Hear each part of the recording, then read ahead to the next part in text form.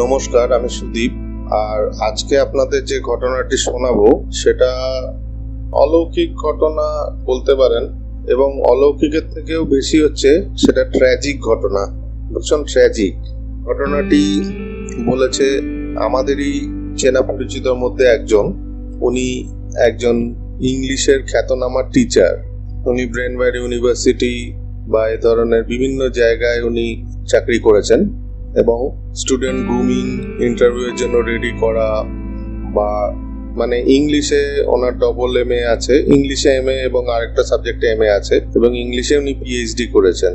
তো যে মেয়েটির ব্যাপারে ঘটনাটা, সে মেয়েটিকে আমি পার্সোনালি চিনি, কারণ আমি তাকে সেই মেয়েটিকে অনেকদিন কম্পিউটার ট্রেনিং দিয়েছি। ঘটনাটি সাউথ কলকাতারই ঘটনা। তো ঘটনার সূত্রপাত এরকম যে মেয়েটি খুব বড় বংশের মেয়ে, নর্থ কলকাতার কোনো একটা বনেদি বাড়ির মেয়ে, এবং কোনো একটা ব্যাপারে তার বাবা মানে মেয়েটির বাবা তো সেই বনেদি বাড়ির থেকে বেরিয়ে চলে আসে। বাবা ভালো গভর্নমেন্ট সার্ভিস করতেন, বেরিয়ে চলে এসেছিলেন। বেরিয়ে চলে এসে এই সাউথ কলকাতাতে একটি ফ্ল্যাট কিনে তিনি অবস্থান করেন, মানে উনি থাকেন সেখানে। তারপর ওনার বিয়ে হওয়ার পরে এই মেয়েটি, যার ব্যাপারে গল্পটা, তার জন্ম হয়। কিন্তু মেয়েটির বাবা 47 বছর বয়সে মারা যায়, খুবই কম বয়সে উনি মারা যায়। ওনার হার্টের কোনো সমস্যা ছিল, তার জন্য মারা যায়। তো মেয়েটির মা একা হয়ে পড়ে, এবং ওর বাবার যে গভর্নমেন্ট সার্ভিসটা সেটা মেয়েটির মা পায়। পাওয়ার পরে সে এবার জব করবে নাকি বাড়িতে থাকবে, তার বোন টোনরা সবাই ওয়েল সেটেল ছিল, মানে মেয়েটির মাসি টাসিরা ওয়েল সেটেল ছিল, কাউকে সেভাবে বলতে পারছে না যে বাড়িতে থাকতে। তো নিরুপায় হয়ে মেয়েটিকে তার মা শান্তিনিকেতন পাঠিয়ে দেয়। শান্তিনিকেতন ছিল মেয়েটির মায়ের বাপের বাড়ি, মানে মেয়েটির মামার বাড়ি। শান্তিনিকেতন পাঠিয়ে দেয়, সেখানেই সে পড়াশোনা করে। আমি যতদূর শুনেছি ক্লাস 3 থেকে পড়াশোনা করেছিল সেখানে। তারপর সেখানে বড় হয়ে ওঠে, ক্লাস 12 অব্দি পড়ে, কলেজও ওখানে করে, কিন্তু যে কোনো কারণে কলেজটা সে কমপ্লিট করতে পারেনি। তারপর এখানে চলে আসে। মেয়েটি বড় হয়ে গেছে যেহেতু, ওর মা দেখলো যে সবই ঠিক আছে, এখানে নিয়ে চলে আসলো। চলে আসার পরে ভালোই সবকিছু চলছিল। 2022-এ করোনার পরের টাইমটা, মানে 2021-এর শেষের দিকে মেয়েটির মা মারা যায়। মেয়েটির মা মারা যাওয়ার পরে মেয়েটি খুবই ভেঙে পড়ে, এবং সে প্রথম যে ভুলটি করে সেটা হচ্ছে সে রিলেটিভদের সঙ্গে দুর্ব্যবহার শুরু করে। এবার যেহেতু রিলেটিভদের সব ওয়েল সেটেল ছিল। আচ্ছা, এখানে একটা কথা বলে রাখি, মেয়েটির বাবার দিক থেকে কিন্তু সে কোনোদিন কোনো কাউকে চিনতও না, কোনোদিন কাউকে দেখতেও পায়নি। তার কারণ তার বাবার দিকের লোকেরা বিশাল বনেদি বাড়ির লোক ছিল নর্থ ক্যালকাটার। তার বাবা বা সেই পরিবার যখনই সেই বাড়িতে যেত, ওরা ভাবতো বোধহয় বাড়ির ভাগ চাইতে এসছে। এটিতে সেই মেয়েটির বাবা অপছন্দ করত, এবং এই জন্যেই মেয়েটির মধ্যে একটি রাগ ছিল। সে কোনোদিন নিজের বাবা বা পিসি বা জ্যাঠা এদের মুখ দেখেনি, ছোট থেকে এ ধরনের ঘটনা শুনে।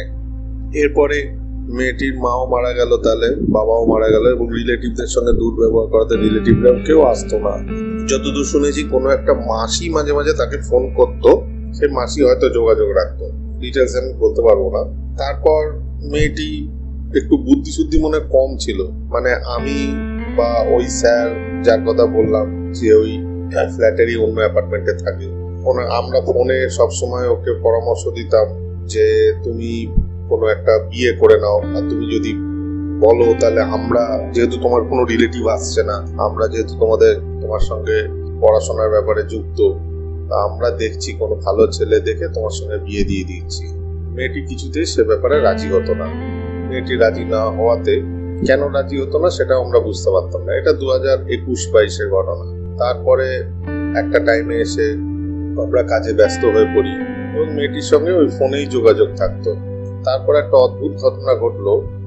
ওই যে স্যারের কথা আমি বললাম, ইংলিশে MA PhD, খুব ভালো লোক, ওনার সঙ্গে একদিন ফোনে মেয়েটি দুর্ব্যবহার করলো, মানে যা তা বললো যে আপনি এরকম আমার সব সম্পত্তি নিয়ে নেওয়ার জন্য এসব বলছেন, এইসব করছেন, হ্যান ত্যান। তারপর যা হয়, সেই স্যার কিন্তু ওর থেকে মানে অ্যালুফ হয়ে গেল, মানে ওর সঙ্গে আর কোনো ব্যাপারে থাকলো না। বাকি রইলাম আমি ছিলাম ওর কম্পিউটার টিচার, অনলাইনে কম্পিউটার শেখাতাম, অ্যাপ্লিকেশনগুলো। তো আমার সঙ্গেও 2024-এর মার্চ মাসে খুবই দুর্ব্যবহার করলো। মানে ওর সঙ্গে যেই কথা বলবে, যে ফোন করবে তার সঙ্গেই ও দুর্ব্যবহার করবে। আগে একটি গানের টিচার ছিল, তার সঙ্গে দুর্ব্যবহার করেছিল, তো দুর্ব্যবহার করলো। কিন্তু আমি সেটা মাইন্ড করিনি। আমি জানতাম যে ওর মেন্টাল একটা প্রবলেম এসে গেছে, ওই জন্য হয়তো এরকম করছে। কিন্তু ওদের পাশের ফ্ল্যাটের একজন ছিল, তাদের নাম ছিল পান্ডে, আর ডান পাশের ফ্ল্যাটেরও একজন ছিল, তারা বোধহয় উড়িয়া ছিল, ওর মুখে যা শুনেছি। এবার পান্ডেজির সঙ্গে আমার একটু চেনাশোনা ছিল, যেহেতু ফ্ল্যাটটা আমার বাড়ি থেকে খুব একটা দূর না। পান্ডেজি থেকে আমি খোঁজ খবর নিতাম যে কেমন আছে না আছে, বা উনিও কেমন আছে সেরকম খোঁজ খবর। পান্ডেজি খুবই বয়স্ক। তো পান্ডেজি বলতো মেয়েটি ঘর থেকে কোনোদিন বেরোয় না, প্রায় বছর দেড়েক ও ঘর থেকে বেরোয়নি। ও যা লাগতো ও সব অনলাইনে আনিয়ে নিত, এবং মেয়েটির বাবার যে চাকরিটা সেটা ওর মা পায়, সেটাই ও পেয়েছিল। কিন্তু যেহেতু ওর কর্মস্থল একটু দূরে ছিল, ও শারীরিক বাহানা দিয়ে, আমি পারছি না এরকম ধরনের বাহানা দিয়ে ওখান থেকে রিজাইন করে ওর যে ইন্টারেস্ট আসতো সেই ইন্টারেস্টে ও চলতো। এবার একটা টাইমে ওর সঙ্গে সবার সম্পর্ক কাট অফ হয়ে যায়। ওই ইংলিশের স্যারের সঙ্গেও কোনো যোগাযোগ রাখতো না, আমার সঙ্গেও কোনো যোগাযোগ রাখতো না, আমরাও রাগের চোটে ফোন করতাম না। আচমকা মে মাস নাগাদ ওই ইংলিশের স্যার, যে ওই ফ্ল্যাটেই থাকতো, খবর দিল যে ও নাকি মারা গেছে। ও একটা কথা বলে রাখি, ও কিন্তু আনপ্রেসক্রাইব প্রচুর ওষুধ খেত। ধরা যাক ওর শারীরিক প্রবলেম হচ্ছে, ও প্যান40 খেয়ে নিল, এ ধরনের প্রচুর ওষুধ খেয়ে নিত। ওষুধ আনাতো আর খেত। আমরা আগে বারণ করেছিলাম ওকে যে এইভাবে ওষুধ না খেয়ে ডাক্তার দেখাতে, কিন্তু ঘর থেকে যেহেতু বেরোতো না, ও ডাক্তার দেখাতো না এবং সবার সঙ্গে দুর্ব্যবহার করতো। এটা কিন্তু ও ইচ্ছা করে দুর্ব্যবহারটা করতো না, ওর একটা মেন্টাল ব্লক এসে গেছিল।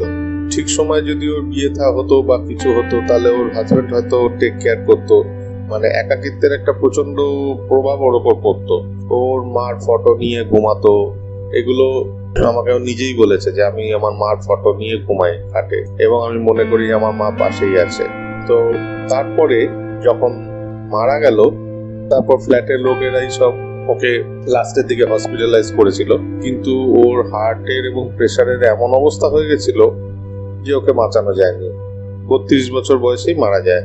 মারা যাওয়ার পরে পান্ডেজিরা উপলব্ধি করতে শুরু করে যে যেরকম বেঁচে থাকলে যেরকম হতো, ফ্ল্যাটে বিভিন্ন রকমের আওয়াজ, বিভিন্ন রকমের এগুলো হতে শুরু করে। যেমন ও সবসময় ডাল সেদ্ধ করে খেত, এটা পান্ডেজি আমায় বলেছে। পান্ডেজিকে ও বলেছিল, পান্ডেজির বউকে, যে আমি ডালটা সিদ্ধ করে খাই, ডালে ফোড়ন টোড়ন না দিয়ে সিদ্ধ করে খাই, ওটা নাকি হাই প্রোটিন আছে, ওটা নাকি ওর স্বাস্থ্যের পক্ষে ভালো।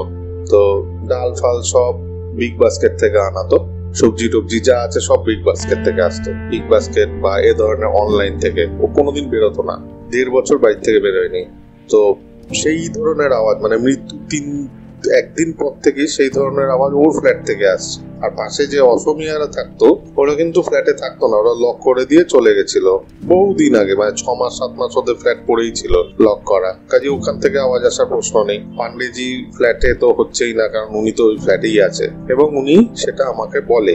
আমরা তখন একটা ডিসিশন নিই, যেহেতু কাছাকাছি আছি বা পাড়া প্রতিবেশী, এর জন্য আমি ওই ইংলিশের স্যারকে রিকোয়েস্ট করি, যেহেতু উনি অন্য ব্লকে থাকতো, রিকোয়েস্ট করি যে অন্তত যেন মেয়েটির শ্রাদ্ধটা করা হয়।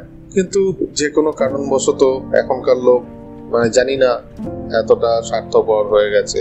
আমি বলেছিলাম যে চাঁদা তুলে অন্তত মেয়েটির ব্যাংক ট্যাঙ্কে অনেক টাকাই আছে, সেটাও আমাকে বলেছিল, কিন্তু সেটা তো আর ওর মৃত্যুর পর তো কোনো অংশীদার নেই, কোনো নেই, তো আমরা তো আর সেটা করতে পারবো না, ইউটিলাইজ করতে পারবো না। ওর জন্য আমরা বলেছিলাম আমরা চাঁদা তুলে একটা শ্রাদ্ধ করি অন্তত। ওইভাবে হসপিটাল থেকে ওখান থেকে পুড়িয়ে দিয়েছে। এই এটা আমি অন্তত মেনে নিতে পারছিলাম না। আমি একটা শ্রাদ্ধ করতে চাইছিলাম, কিন্তু ফ্ল্যাটের সেক্রেটারি বা অন্যান্য যারা আছে, বা ওই ইংলিশের যে প্রফেসর, উনি চেয়েছিল যে শ্রাদ্ধটা হোক, কিন্তু ফ্ল্যাটের সেক্রেটারি বা এরা যারা আছে তারা কিন্তু এসবে রাজি হয়নি। শ্রাদ্ধ করলে একটা মিনিমাম 2-2.5 টাকা 3,000 টাকা তো খরচা হবে, সেইটুকুও কেউ কন্ট্রিবিউট করতে রাজি হয়নি। সেইটুকুও চাঁদা তুলে হয়তো 200 টাকা কি 300 টাকা হতো, সেটাও কেউ রাজি হয়নি দিতে। তো যাই হোক, এটা এই ঘটনার ফার্স্ট পার্ট বলতে পারেন আপনারা। তো সেকেন্ড পার্টটা আমি নেক্সট ইয়েতে শোনাচ্ছি যে তারপর কি হলো। সাধ্য কিন্তু হলো না, এরপর আমাদের নেক্সট এপিসোডে আসছে যে তারপরে কি হলো এই ঘটনার। চ্যানেলটি শুনতে থাকবেন এবং সাবস্ক্রাইব করবেন। নমস্কার।